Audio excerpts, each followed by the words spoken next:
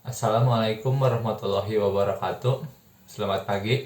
Perkenalkan, nama saya Alif Fitrianto Ramadan dengan NIM 1102190153 dari Telkom University. Di sini saya akan mencoba menjelaskan tentang definisi literasi data, lalu ada fondasi literasi data, lalu ada level literasi data dan yang terakhir ada data roles.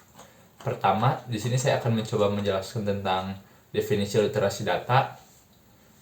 Menurut Tableau tahun 2018, Tableau itu seperti sebuah perusahaan software untuk orang yang biasa menggunakan data.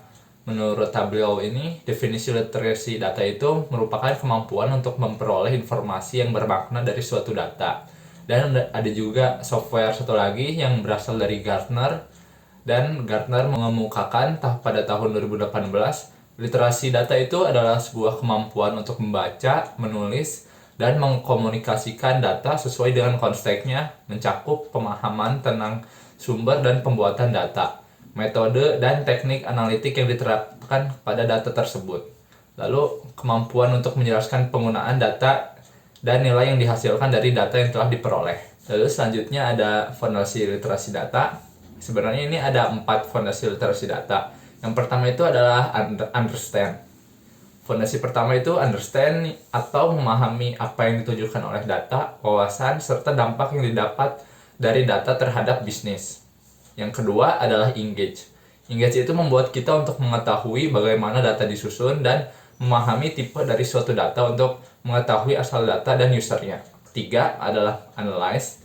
Analisis itu membuat kita harus mampu menggunakan metode statistika dan analitik untuk menciptakan wawasan yang berharga. Dan yang keempat atau terakhir adalah reason.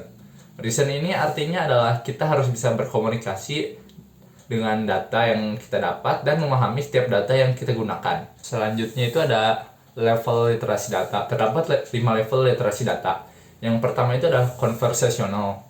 Yang berada pada level konversasional ini adalah seseorang yang memiliki pemahaman dari konsep data, analitik, dan menggunakan hasil analisis. Lalu paham bagaimana data bekerja akan tetapi tidak mampu untuk menyampaikan atau menjelaskannya ke orang lain. Lalu level kedua ada literasi. Pada level literasi ini, orang tersebut pasti memiliki kemampuan untuk menyampaikan, menulis, dan berinteraksi dengan data dan program analitik serta situasi yang membutuhkan untuk penggunaan data tersebut. Selanjutnya adalah level kompetensi. Bagi orang yang memiliki kompetensi dalam mendesain, mengembangkan, mengaplikasikan, serta program analitik dengan data yang ada. Lalu level selanjutnya ini ada fluency. Pada level tersebut, orang tersebut pasti memiliki kemahiran dalam 3 elemen bahasa, informasi lintas domain bisnis dalam tingkatan bisnis.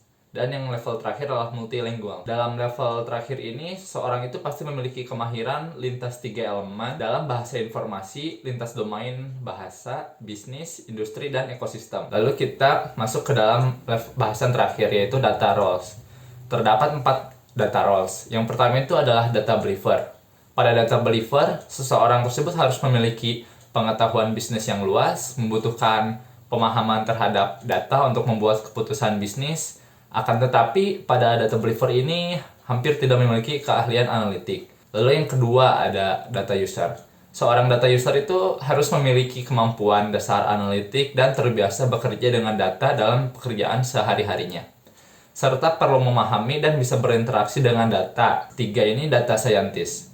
Data scientist itu adalah seseorang yang memiliki kemampuan analitik yang kuat, mampu menggunakan metodologi statistik, tapi umumnya data scientist itu memiliki keterbatasan, yaitu dalam kemampuan berkomunikasinya. Dan yang terakhir adalah data leader. Seorang data leader itu biasanya merupakan garda terdepan dalam organisasi.